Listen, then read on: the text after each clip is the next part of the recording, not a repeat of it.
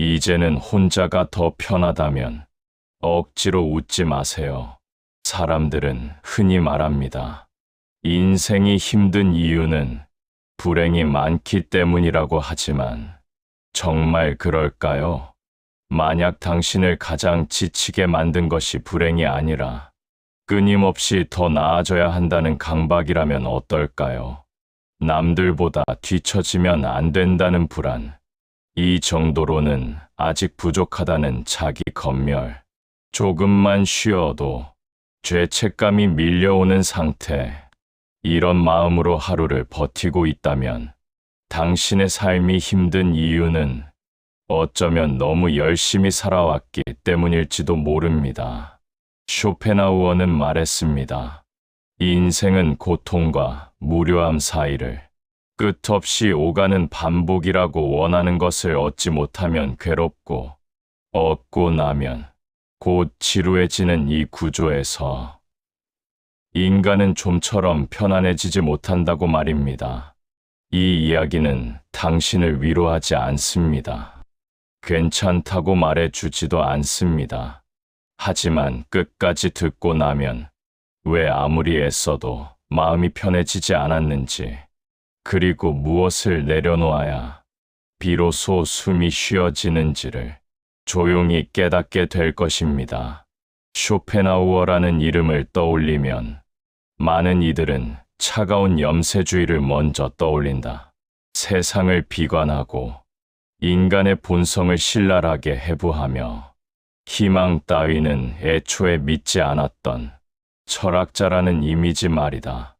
그러나 그의 사유를 조금만 깊이 들여다보면 그는 단순히 절망을 말한 사람이 아니라 인간이 어떻게 하면 덜 아프게 살아갈 수 있는지를 끝까지 고민했던 사상가였다는 사실을 알게 된다. 그가 바라본 인간의 삶은 결코 낭만적이지 않았다. 인생은 본질적으로 고통을 품고 태어났으며 그 고통은 시간과 함께 사라지지 않는다고 보았다. 오히려 인간은 원하는 것을 얻지 못할 때 괴로워하고 어렵게 얻고 나면 다시 공허해지는 존재라고 보았다. 그래서 그는 인생을 고통과 무료함 사이를 오가는 시계추에 비유했다.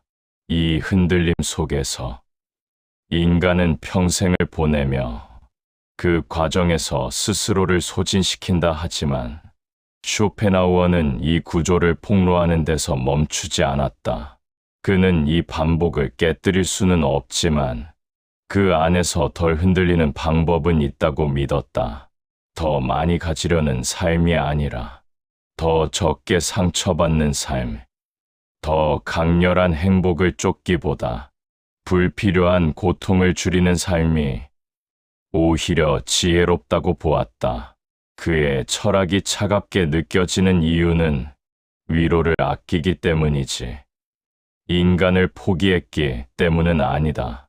특히 그는 인생의 중반 이후에 접어든 인간의 마음을 예리하게 관찰했다. 젊을 때는 가능성이라는 말로 모든 불안을 덮을 수 있었지만 시간이 흐를수록 우리는 이미 지나간 선택과 이루지 못한 삶을 더 자주 떠올리게 된다.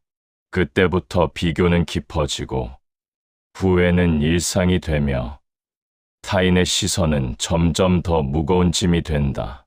그는 이 상태를 인간이 스스로 만든 또 하나의 고통이라고 보았다.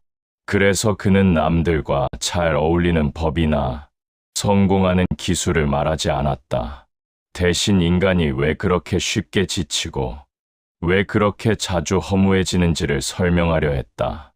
그리고 그 원인을 외부가 아니라 인간 내부에서 찾았다.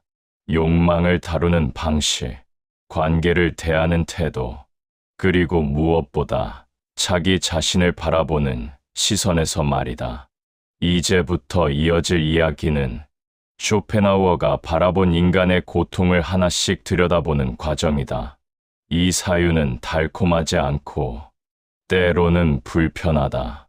그러나 그 불편함을 견딜 수 있다면 우리는 삶을 완전히 바꾸지 않더라도 삶에 끌려다니지 않는 법을 배우게 될 것이다. 고통을 없애는 것이 아니라 고통과의 거리를 다시 조정하는 법을 말이다. 우리는 왜 이렇게 쉽게 지치는 걸까? 하루를 견디는 것만으로도 버거운 날들이 반복된다. 특별히 큰 불행이 있는 것도 아닌데 마음은 늘 무겁다. 쇼펜하우어는 이 상태를 인간이 잘못 살고 있어서가 아니라 인간이라는 존재가 가진 구조 때문이라고 보았다. 그는 인간을 이성으로 움직이는 존재라기보다 살아있으려는 의지에 끌려다니는 존재로 이해했다. 이 의지는 단순히 생존을 넘어서 끊임없는 욕망을 만들어낸다.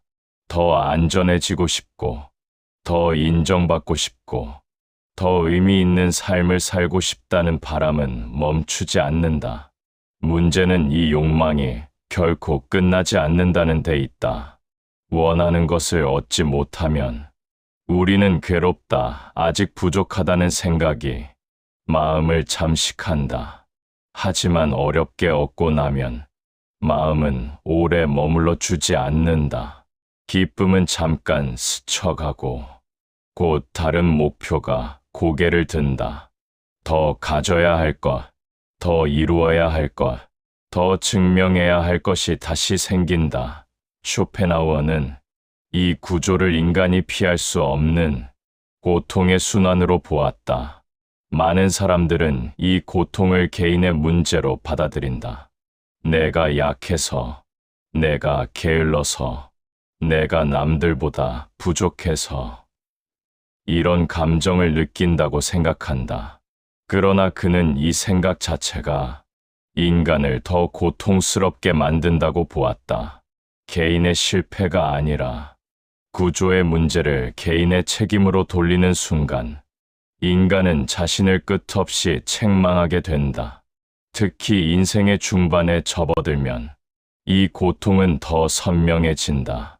젊을 때는 가능성이라는 말로 모든 불안을 덮을 수 있었다. 아직 시간이 있다는 말, 앞으로 달라질 수 있다는 말이 위로가 되었다 하지만 어느 순간부터 그런 말들은 더 이상 마음을 달래주지 못한다. 이미 지나간 선택들, 다시 돌아갈 수 없는 시간들이 자주 떠오른다. 이 시기에 사람들은 비교에 더 민감해진다. 비슷한 나이에 누군가는 안정된 자리에 있고 누군가는 여유를 누리고 있으며 누군가는 이미 성취한 삶을 사는 것처럼 보인다. 우리는 그들의 삶과 나의 삶을 조용히 나란히 놓고 바라본다. 그리고 거의 예외 없이 스스로를 낮게 평가한다. 쇼펜하우어는 이 비교가 인간을 가장 깊이 소모시키는 행위라고 보았다. 비교는 끝이 없고 항상 불리한 쪽으로 작동한다. 남의 삶은 결과만 보이고 나의 삶은 과정이 보이기 때문이다. 이 불균형 속에서 인간은 자신을 과소평가하고 삶 전체를 실패처럼 느끼게 된다. 그래서 그는 분명히 말한다. 타인의 머릿속에 자기 삶을 맡긴 순간 인간은 결코 평온해질 수 없다고. 남의 평가를 기준으로 자신을 판단하는 한 만족은 항상 남의 손에 달려 있게 된다. 칭찬받으면 잠시 기뻤다가 평가가 사라지면 다시 불안해지는 삶은 결코 안정될 수 없다. 이 지점에서 많은 사람들은 관계를 줄이고 거리를 두고 혼자 있으려 한다. 더 이상 상처받고 싶지 않기 때문이다. 하지만 관계를 줄인다고 해서 고통이 자동으로 사라지지는 않는다. 오히려 혼자 있는 시간에 더 많은 생각과 감정이 밀려오는 경우도 많다. 쇼펜하우어는 이때 중요한 구분을 한다. 도피로서의 고독과 성찰로서의 고독은 전혀 다르다는 것이다. 세상을 피하기 위해 혼자가 되는 것은 고독이 아니라 또 다른 회피다. 그가 말한 고독은 타인의 시선이 사라진 자리에서 자기 자신과 정직하게 마주하는 상태였다. 혼자 있는 시간은 처음에는 불편하다. 그동안 관계 속에 묻어두었던 후회와 미련, 자책과 불안이 한꺼번에 떠오르기 때문이다. 하지만 이 시간을 견디지 못하고 다시 사람 속으로 도망치면 고통은 더 깊어진다. 그는 이 불편함을 통과하지 않고는 인간이 단단해질 수 없다고 보았다. 우리는 흔히 혼자 있는 시간을 견디지 못해 다시 사람 속으로 들어간다. 대화가 목적이 아니라 소음이 필요해서다. 조용해지면 생각이 들려오기 때문이다. 그 생각들은 대부분 반갑지 않다. 왜 이렇게 살게 되었는지, 무엇을 놓쳤는지, 앞으로 무엇을 잃게 될지에 대한 질문들이 쉼 없이 떠오른다. 쇼펜하우어는 사람들이 관계를 갈망하는 이유 중 상당수가 외로움이 아니라 자기 자신과 마주하기 싫기 때문이라고 보았다. 그는 인간이 혼자 있을 수 있는 능력이 곧 그 사람의 정신적 수준을 보여준다고 생각했다. 혼자 있는 시간을 견디지 못하는 사람은 끊임없이 외부 자극에 자신을 맡긴다. 반대로 고독 속에서도 비교적 평온을 유지할 수 있는 사람은 이미 자기 삶의 중심을 어느 정도 확보한 상태다. 고독은 특별한 능력이 아니라 훈련의 결과라는 것이다. 하지만 이 훈련은 결코 낭만적이지 않다. 고독은 처음부터 사람을 단단하게 만들지 않는다. 오히려 가장 먼저 무너뜨린다. 혼자 있는 시간에 우리는 스스로에게 그동안 묻지 않았던 질문들을 던지게 된다. 나는 왜 이 선택을 했는가? 이 삶은 정말 내가 원한 것이었는가? 지금까지의 노력은 무엇을 위한 것이었는가? 이런 질문들 앞에서 많은 사람들은 도망치고 싶어진다. 쇼펜하우어는 이 도망이 반복될수록 인간은 점점 더 외부에 의존하게 된다고 보았다. 사람들의 말, 사회의 기준, 유행과 평가에 자신을 맡기면 잠시 불안은 잦아든다. 하지만 그 대가는 크다. 자신의 판단을 스스로 내리지 못하게 되고 삶의 방향을 남의 손에 넘기게 된다. 그렇게 살다 보면 어느 순간 자신이 어디로 가고 있는지조차 알 수 없게 된다. 그는 인간관계 또한 이 관점에서 바라보았다. 관계는 삶을 풍요롭게 만들 수도 있지만 잘못된 방식으로 맺어진 관계는 인간을 급속히 소모시킨다. 특히 인정받기 위한 관계, 외로움을 피하기 위한 관계는 오래 갈수록 마음을 메마르게 만든다. 상대의 반응에 따라 감정이 출렁이고 관계가 유지되는 동안에도 끊임없이 자신을 조정해야 하기 때문이다. 그래서 쇼펜하우어는 인간관계에서 적당한 거리를 유지하는 것이 중요하다고 보았다. 그는 사람과 사람 사이에는 너무 가깝지도 너무 멀지도 않은 지점이 필요하다고 생각했다. 가까워질수록 상처받을 가능성은 커지고 멀어질수록 고립은 깊어진다. 이 사이에 균형을 찾는 일이 성숙한 인간에게 요구되는 과제다. 많은 사람들은 이 균형을 오해한다. 거리를 둔다는 말을 차갑게 대하거나 마음을 닫는 것으로 이해한다. 하지만 쇼펜하우어가 말한 거리는 무관심이 아니라 절제다. 모든 감정을 다 드러내지 않고 모든 생각을 설명하려 하지 않으며 상대의 반응에 과도하게 흔들리지 않는 태도다. 이 절제는 타인을 밀어내기 위한 것이 아니라 자신을 보호하기 위한 장치다. 그는 인간관계에서 가장 위험한 순간을 감정이 앞서는 때라고 보았다. 인정받고 싶다는 욕구, 거절당할까봐 두려워하는 마음, 혼자 남을 것 같은 불안이 사람을 조급하게 만든다. 이 조급함 속에서 인간은 자신의 기준을 쉽게 내려놓고 상대에게 맞추며 스스로를 깎아내린다. 관계는 유지되지만 자존은 조금씩 사라진다. 이 상태가 반복되면 인간은 어느 순간부터 관계를 두려워하면서도 동시에 관계 없이는 견디지 못하는 모순에 빠진다. 혼자 있으면 불안하고 함께 있으면 지친다. 쇼펜하우어는 이 모순이 바로 인간관계가 고통으로 변하는 지점이라고 보았다. 관계가 삶을 지탱하는 힘이 아니라 삶을 소모하는 장치가 되는 순간이다. 그래서 그는 관계를 정리하라고 말하지 않았다. 대신 관계를 대하는 태도를 바꾸라고 조언했다. 상대에게서 무엇을 얻을 수 있을지 계산하지 말고 상대에게 어떻게 보일지를 먼저 생각하지 말라는 것이다. 관계를 통해 나를 증명하려는 순간 그 관계는 이미 균형을 잃는다.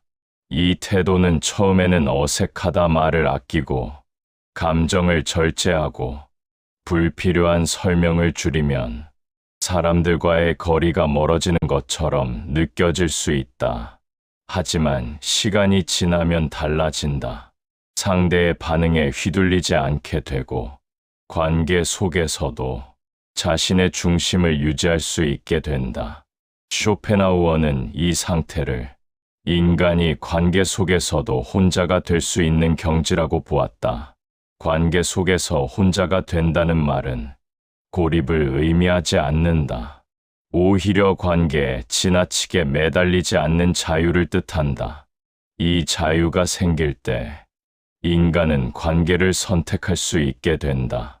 필요해서가 아니라 원해서 관계를 맺게 된다. 이 차이는 삶의 질을 크게 바꾼다. 이제 우리는 한 가지 사실을 조금씩 이해하게 된다. 인간을 가장 지치게 만드는 것은 고통 그 자체가 아니라 고통을 피하려는 방식이라는 사실이다. 욕망을 채우려 애쓰고 비교를 멈추려 애쓰고 외로움을 없애려 애쓰는 과정에서 인간은 스스로를 소진시킨다. 쇼펜하우어는 이 악순환을 멈추는 유일한 방법은 삶을 통제하려는 욕구를 내려놓는 것이라고 보았다.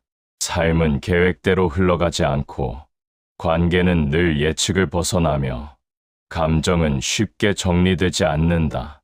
이 사실을 받아들이는 순간 인간은 조금 덜 조급해진다. 모든 것을 해결하려 하지 않아도 된다는 생각이 마음의 자리를 잡기 시작한다. 이것이 바로 그가 말한 고통과의 거리다. 이 거리가 생기면 삶은 완전히 달라지지는 않는다.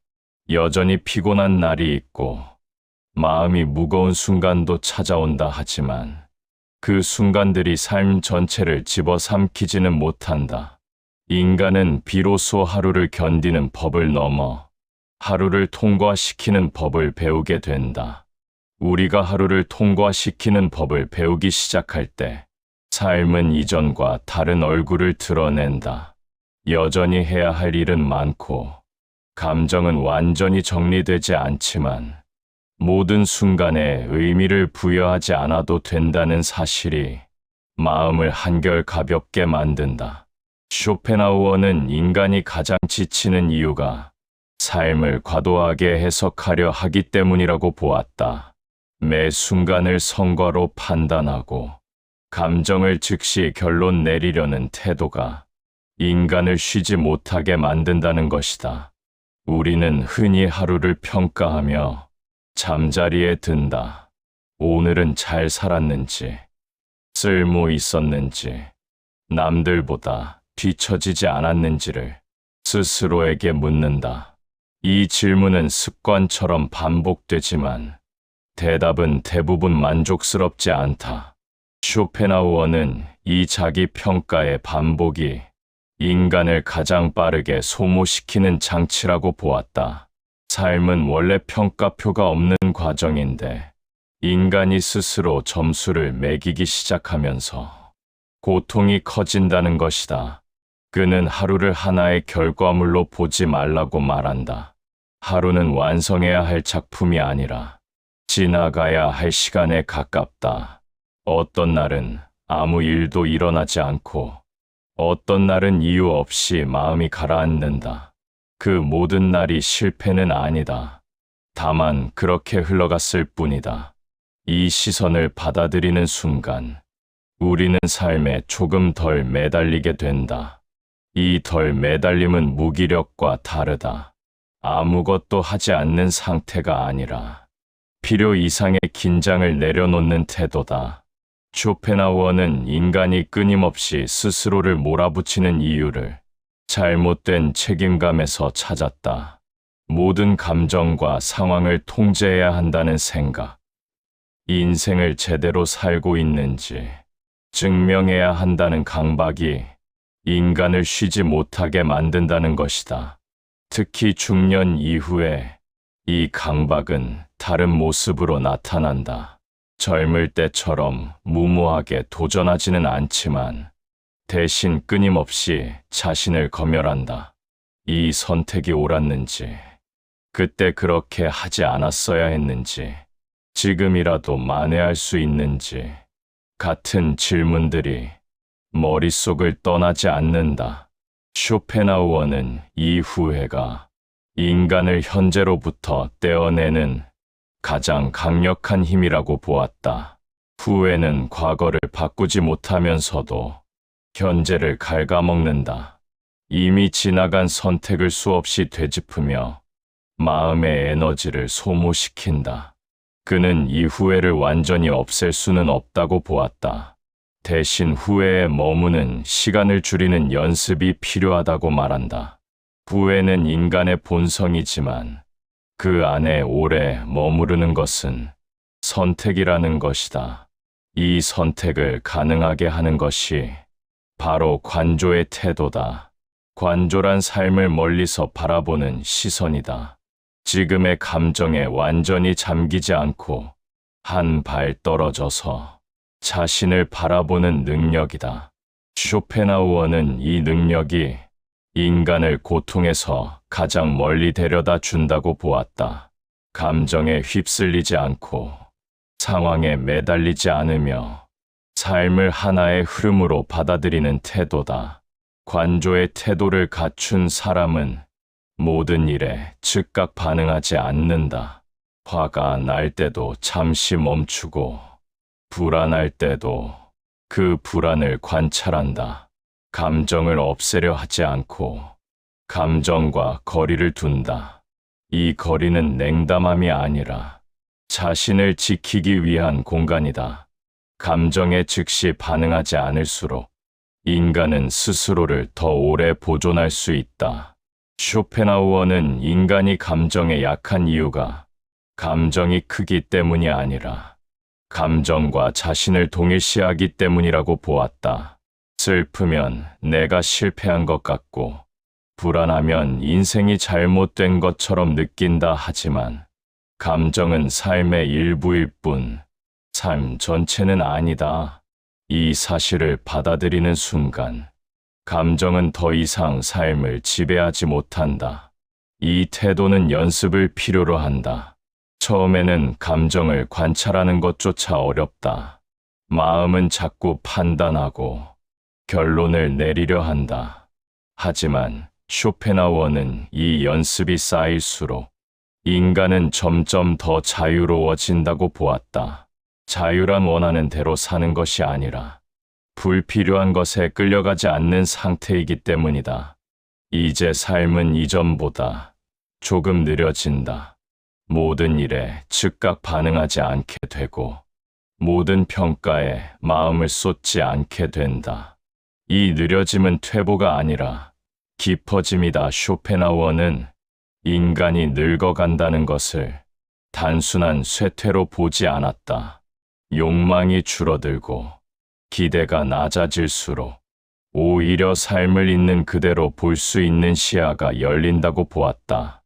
이 시야가 열릴 때 인간은 처음으로 자기 삶을 소유하게 된다. 남의 기준에서 벗어나, 비교에서 벗어나, 끊임없는 증명에서 벗어나게 된다. 삶은 더 이상 경쟁의 장이 아니라 견디며 지나가는 시간의 연속이 된다. 이 전환이 일어날 때 비로소 우리는 고통의 한가운데서도 무너지지 않는 법을 배우게 된다. 이제 남은 것은 마지막 질문이다. 이렇게 살아서 우리는 무엇을 얻는가? 쇼펜하우어의 대답은 분명하다. 우리는 더 행복해지지는 않을지도 모른다. 하지만 덜 불행해질 수는 있다. 그리고 그 차이는 생각보다 크다. 덜 불행해진다는 것은 삶을 포기한다는 뜻이 아니다. 오히려 삶을 있는 그대로 받아들일 수 있는 힘을 갖게 된다는 의미에 가깝다. 쇼펜하우어는 인간이 끊임없이 괴로워하는 이유를 삶이 생각과 다르게 흘러가기 때문이라고 보았다. 우리는 계획한 대로 되지 않는 현실을 실패로 해석하고 기대에 미치지 못한 결과를 좌절로 규정한다 하지만 현실은 원래 우리의 기대를 고려하지 않는다. 그 사실을 받아들이는 순간 삶은 더 이상 우리를 적대하지 않는다. 많은 사람들은 인생이 어느 순간부터 나를 공격한다고 느낀다. 뜻하지 않은 병, 관계의 균열, 경제적 불안, 예기치 않은 상실들이 연이어 찾아올 때 우리는 묻는다. 왜 하필 나에게 이런 일이 생기는가? 쇼펜하우어는 이 질문 자체가 인간을 더 깊은 고통으로 밀어넣는다고 보았다.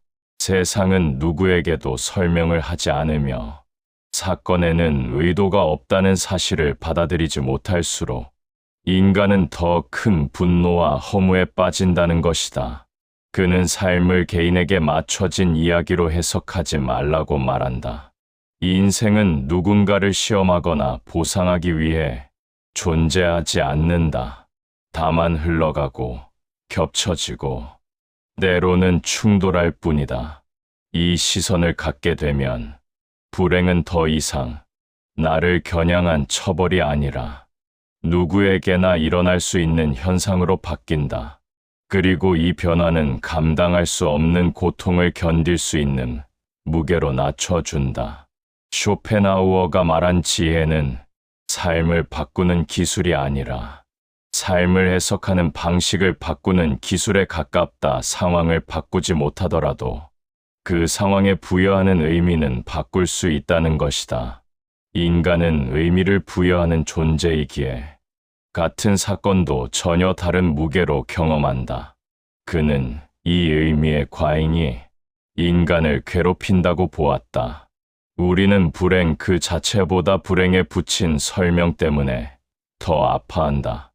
이 일이 내 인생을 망쳤다. 이 선택이 모든 것을 잘못되게 했다. 지금 이 상태는 용납할 수 없다는 생각들이 고통을 증폭시킨다. 쇼펜하우어는 이러한 해석을 하나씩 내려놓는 연습이 필요하다고 말한다. 설명하지 않아도 되는 삶의 순간들이 있으며 이해되지 않아도 그냥 지나가도 되는 날들이 있다는 것을 인정해야 한다는 것이다. 이 연습이 쌓일수록 인간은 점점 단순해진다. 감정은 여전히 생기지만 그 감정에 덧붙이는 이야기가 줄어든다.